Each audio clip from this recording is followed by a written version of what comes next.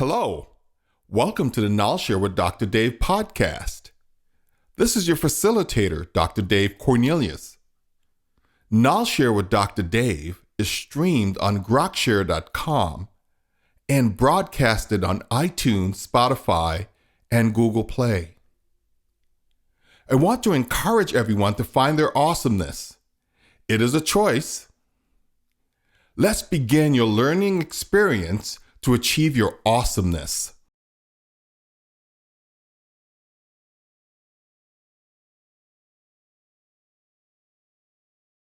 Sounds good. Ed, Hey, welcome. Thank you. Welcome to the KnolShare with Dr. Dave podcast. thanks. We're really happy that you're here. Happy to be here. Thank you. It's good to be here. Yeah. So let's talk about Go for Vertical and how did you get started? What's the vision and how did you get started? Yeah, so this started actually way back in the day here in Tucson. I started coming back to Tucson in 2010.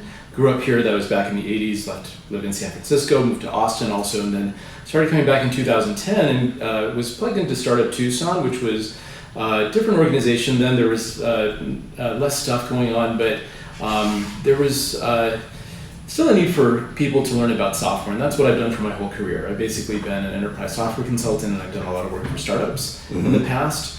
And I was discovering that startups here needed to have some idea of how to approach technology. And so I had done a couple of talks there, and what happened is that eventually one of the startups that was trying to make it here reached out to me and said, hey, we need some help. And so I connected with them, and that's the first team that I helped here. So that's what really started it, was that there was sort of a bit of a gap or need in the Tucson ecosystem. I came with all this great experience from cities like San Francisco and Austin, and I had a sort of a big vested interest because I grew up here, and I want Tucson to succeed, right? And so I was really happy to be able to bring all that experience back and to help that team. So that's how it all started. That was in 2015. Great. So what about the vision that you have currently for the organization? Sure. So the vision is that we have to find a path for startups to succeed in Tucson. And there are so many challenges here. So some of those challenges include that we don't have a critical mass of engineers here like we have in other cities. We also don't have a critical mass of business experience people, like in marketing, business development, sales, that sorts of thing. We also don't have much by way of a funding pipeline. That's changing now, just within the last 6 months to a year. But so there is some high-level funding. There's institutional venture capital type funding, but it's at a very high level. We still don't have anything that bridges the gap between just, hey, we're getting this off the ground, and then getting your first round of angel or institutional funding. Wow.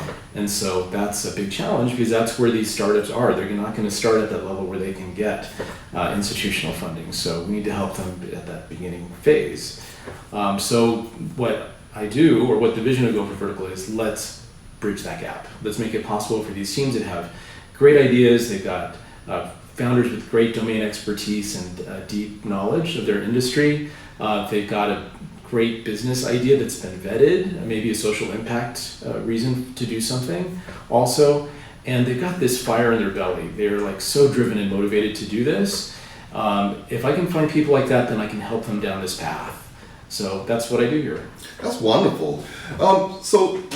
I would think that you some level of incubation, right? Yes. And so how many have you incubated so far? Yeah, great question. So basically it was one per year from 2015 through 2017. We weren't really officially launched as an incubator at that time. That was more of a just a consulting kind of arrangement with teams that happened to be going to market at that time. It wasn't until I moved back to Tucson full time that I was like, you know what, I have to figure out how I'm going to do this here, and that's when Go for Vertical officially launches an incubator. So we've only been official for a year. It was in April of last year that we launched. And so since then, we've had 1.5 cohorts, one that completed last year, and one that's underway right now. So there were 2 teams in our previous cohort. One of them is prepared to launch. The other is going through prototyping, and we have a new cohort that's happening right now, and we have basically 4 tech startups specifically that we're helping to go to market. Because Tucson doesn't just have tech startups, we have other types of startups. There are other types of startups in other industries that we're also helping our current cohort, which is interesting because our main focus is on technology, but in reality, to be able to get technology to work, you have to think of it as a product. And yes. So we're a product incubator. So we can help all sorts of different types of companies and startups. So let's talk about basic fee structures. About, is there some level of dilution that takes place in the engagement? And yes. If yes, how much? Yeah, great question. So we have a lot of different ways that we can work with companies. So one way is through fees for services, right? And that's a fairly common model for us. And the gotcha there is that you have to work with funded startups. Yeah. And that's a challenge that I mentioned earlier, right? So we are able to do that, thankfully, with some of our startups here locally. We also work with startups out of the geographic area, which is something that's very common in Tucson, to be based in Tucson, but to work with companies or teams that are in other areas or parts of the country. And so that's one of the main ways. The other ways that we can do it are through having a share of future revenue, right? Yeah. So once we bring the team to market and there's a sales pipeline and there's a pretty firm idea that there's going to be some cash flow from sales, then we can participate that way. And the other way, as you mentioned, is equity, and that's where the dilution of ownership comes into play. And it's not unusual for incubators, and just a reminder, as an incubator, you're making a long-term commitment to these teams, right? It doesn't mean like, hey, we're giving you office space, right? Or we're going to give you some mentors that we're going to connect you with. For us, it is a really long-term commitment. We're going to start at the very beginning, and we're going to take you through that very difficult process of delivering your technology and then going through numerous iterations, which are going to be quarter-long cycles typically of actually releasing it and going to market with it and then revising and going with future releases. We're talking about a minimum of a year and probably more like 2 years for us to work with a team. So that's where the equity piece comes into place. Most incubators are in the 3 to 7% range. That seems to be a pretty typical amount, and we're also in that same sweet spot pretty much. Yeah, that sounds about right. Yeah, but what are your key principles for success? Yeah, great question. So we want to, again, focus on product. And the way you focus on creating a great product is by focusing on who it's for. So if we have a startup team that's coming to us with a great idea, you can say, this sounds fantastic, but it doesn't matter what people think of your idea. What matters is what people think about what you put in their hands, what product you deliver to them. And the only way you're going to deliver a really successful product is if you have a laser-like focus on delivering value to those users. And so that's how we flip the equation. That is the path that we will follow to help these teams be successful. We'll say, great idea, let's figure out the market, and then let's have a laser-like focus on that market to deliver the right product to them. Okay, that's kind of in line with lean startup and some of the lean Kanban, lean canvas type practices that people are engaged in now. True. Right. Yes, so, sure.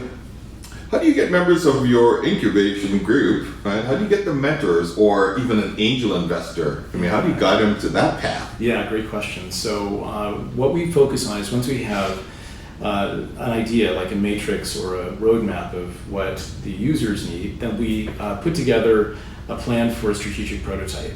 So we want to be able to deliver something that's going to be production-like, but focus on just that one main key feature of their product that has to work. It has to knock it out of the park. And if it doesn't do that, then there's no reason to build out the rest of their platform, right? So if you're doing like an e-commerce platform, you want to deliver the shopping experience because that's the most important thing for those users. And if they have an amazing experience with shopping, then you've done it, right? And if you haven't, then there's no reason to build out order management and returns, warranties, forums, reviews, all of these ancillary features that do matter in the full site. You don't have to build them if you don't have a successful prototype. So we focus on first delivering a really strategic and hopefully successful prototype. Again, we focus so much on the users and their needs that hopefully we've really spoken to that, and we're going to get a good amount of product market fit right off the bat. And with that in hand, we can demonstrate traction. And this is where we're beginning to move towards the idea that, hey, this is something worth funding, right? It makes sense to move forward with this. And so that's where we will accelerate the growth as much as we can, given whatever kind of resources we have, but then we'll leverage that traction and growth and try to then to attract funding for these projects. We're also working actively to develop a Tucson-based funding pipeline. It's something that will help us bridge that gap between the sort of bootstrapping zero kind of level up to the five. That's where we're at, really. Yeah. That's where Tucson's at. Yeah. And then to that, say, $5,000 to $10,000 prototype kind of level, and then beyond that, say, from $10,000 to $100,000. So we're working or piloting on 2 different programs in partnership with Community Investment Corporation right now, which would cover those 2 sort of layers, that say $0 to $10,000 and then $10,000 to $100,000. And the latter, the one that's a little bit on the upper end there, it's in partnership with a company out of California that is interested in exploring funding in Tucson, specifically in Tucson. So hopefully, next time I'm on your show, I'll have some great news about Tucson's new funding pipeline. That would be wonderful. Yeah, because that's what we need. We need to have that a way for credible teams that have great ideas, that are executing well, and that demonstrate they can deliver a product that will really be able to take them to market. We want to support them, and that's something that isn't really possible now. Yeah. Yeah. So what about the companies? And this is just a little bit different because oftentimes we're bringing a product to market that we think customers want. Yes. But when we look at other successful organizations who have had ideas that they've brought to market that then attracted customers, I mean, how do you work that in? Because I know it's really tough, right? No, it's happening in our current cohort because we have 3 teams that are coming to the table with great ideas, and we're helping them to then focus on what that product should be. And we have 4 teams that have come to us basically with a product and now need to figure out who it's for, how to deliver it to someone, right, to gain traction in some market. And I think it's almost the same exercise, pretty much. You still have to have that laser-like focus on, hey, there's got to be some way for us to deliver value here.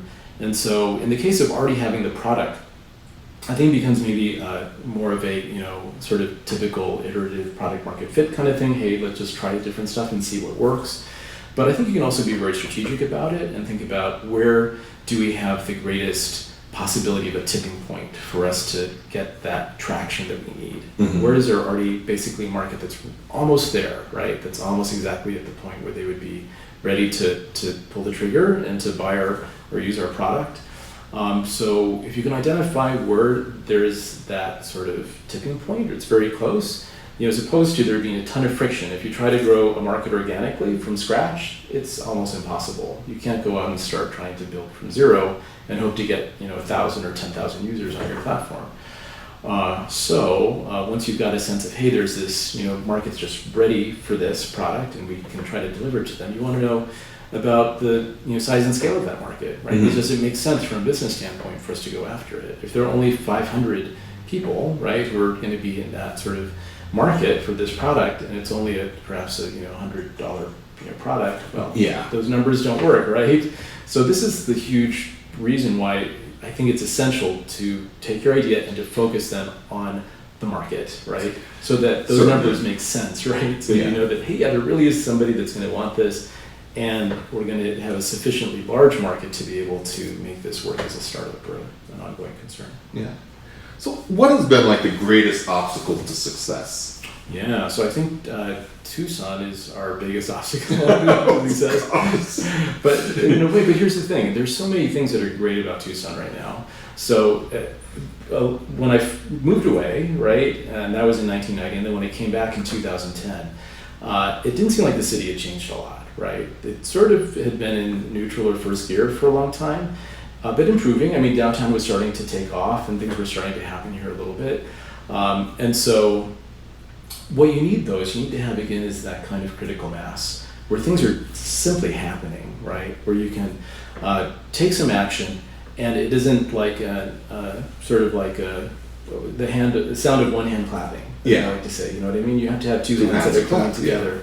And so Tucson's starting to have two hands that clap, which is great. It's no longer, it's a green field, as I like to say. It's here and it's ripe for opportunities like this, right? And for us to have a startup ecosystem and to have an economy based around technology. So that's a great thing. I think we just have to acknowledge that we're not at the point where even cities like Austin or Phoenix have been in the past, where they have a lot more going for them in terms of existing industry and things like that. So we're getting there. It's pretty exciting. I'm really excited that we had basically 2.5 or 3 teams that started our last cohort. We had over 10 teams that started our current cohort. So between the fall and the spring, basically we wound up doubling the number of teams, and the teams that are doing our current cohort are all really creditable. They're all really smart people. They're focused. They're driven. They know about the industries that they want to deliver this technology to. I'm like, what's going on here? We're getting some really great startup founders. Yeah. And so we had a very similar experience also. I was just recently at an event that Startup Tucson produced, which was a 6-hour-long deep dive for new companies and startups here. And they had, I think, 30 people sign up, which is a huge number for that organization. I think 25 actually arrived.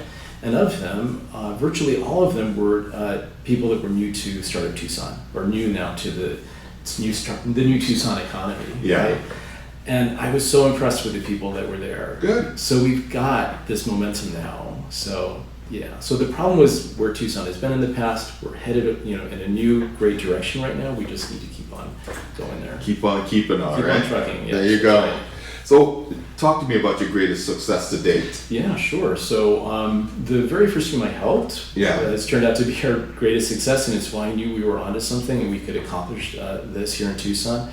I was connected with 2 founders, 2 guys who came out of the university. They'd graduated, I think, 3 or 4 years prior, had been very active in the Greek systems, or fraternity and sorority systems, and wanted to do an application around that community, right? And they had a couple different ideas, but they were on, I think, their 4th iteration, and they were trying to deliver a private social network for the Greek community, and I mean the one nationwide, right? Yeah. Not just for the university, but a national platform. And they were making some good headway, but their developer quit, which happens. People, in this case, really good guy, was doing excellent work, but he got like a perfect job, like a dream job. And he's like, guys, I'm so sorry. I will do everything that I can to help you and to make sure that you're able to transition to a new developer and all that. But in reality, it never works that way. Once you lose your development team, all that tribal knowledge, all the expertise around the architecture, everything, what the system's supposed to do, it all goes away. So it's kind of a dead end, unfortunately. So I connected with them right at that juncture, and like I said, I've been doing these talks and other things at Startup Tucson, so they're aware of what I was doing. And I'm like, this is actually perfect timing, because I can help you, I think, with exactly the kinds of things that we've been talking about. So I coached them for 20 hours, and that focused again on delivering the exact right product to those users, that community of sorority and fraternity members. They worked on the requirements and specifications through what we call vertical, right? That's our process, so hence our name, go for vertical, right? And so they put in a ton of legwork around discovery, around planning of what had to be delivered. It took them over 100 hours, like between 100 and 120 hours. But once they were done, they had the blueprint and roadmap they needed to be able to deliver their product, their tech platform. So they did a great job of finding an offshore team. Tucson again doesn't have a lot of local development talent, and plus they were basically self-funded. They had some friends and family funding, but didn't have a big wad of cash to go and spend. So they wound up finding a team in Morocco, of all places, and so they hired them for 400 hours, roughly, of work at around $20 per hour. So for $8,000, they launched an Instagram clone that was specific for the fraternity and sorority systems in the U.S. And they had an amazing go-to-market strategy or user acquisition strategy. This is kind of before the era of the social media influencers, but they lined up a huge team, like 150 influencers who are already in the fraternity and sorority domain on Instagram, and they all volunteered basically to help them launch the platform. So as soon as they went live with this first release, they started getting all this promotion, and so within the first month they scaled to like 7,000 users. They tweaked their user acquisition strategy a little bit to make it a little less friction. Have a little less friction. And so within 3 months, I believe they were up to, I think, 60 or 70,000 users. And then over the course of a year and a half, they made it up to about 330,000 users on their platform, which represents 50% of the total community of undergraduate fraternity and sorority members. Nice. So so they scaled that way that you hear about that hockey stick kind of thing. In fact, the whole thing was kind of like the Cinderella story for a startup. You have two founders who are just fresh out of college, have a great idea. They launch on a shoestring. They get amazing traction around users. Further, the rest of the story is they then got into an incubator in Austin, the premier one there called Capital Factory, and they were acquired by another company. So they actually went through that whole cycle. The whole cycle and had an exit. Had an exit. And that was the very first team that I wound up helping here. And I'm like, okay, this is great. This is amazing, actually. And I can only take credit, by the way, for helping them through getting to that product roadmap and helping them to have that so they can deliver the right product. But that's such an essential first step. Well, it's essential, right? To be able to get to a place where, we do understand our customers. Yes. Here's our product roadmap. Here's how we exit. Exactly. You understand segmentation, channels. That's it, exactly. All of the critical elements that you need to create a product and bring to market. Exactly, yes. And those guys work so hard. They had so much focus and drive around all of those areas that you just mentioned. And of course, I helped them with the technology or the product piece, which is an absolute essential first step. And we need to have more of those first steps here in Tucson. So that's what we do. That's understandable. That's great. So in terms of people connecting with you, trying to reach out to you for help. Right. Help me, Ed. Yes. Yeah, absolutely. So our website is goforvertical.com. We're at Go for Vertical and social media as well. And just reach out to us. Yeah, we're happy to talk with people. Basically, I am a firm believer in saying yes. So if you reach out to me or approach me, I'm going to say yes, and we're going to figure out some way that I can engage or talk with you or help you in some way, because that is something else that Tucson needs. We need more community building, more people who are engaged and willing to put some effort into that, and so I'm 100% behind that. So if people reach out to me, I'll definitely connect with them. Wonderful. Well, thank you so much for coming on the KnolShare for Dr. Dave podcast. Thank you. I know we've been talking for a while. Yeah. I want to keep us having these conversations as we go forward. Well, thank you. Thank you. 22 minutes. Good. I mean, that's about right. That's about right. I keep on forgetting in radio that brevity is better. Psychedelic feelings I can't please myself. Changes in my visions running wild in my head. Feeding on my madness, releasing myself. Can I get a witness to convince someone else?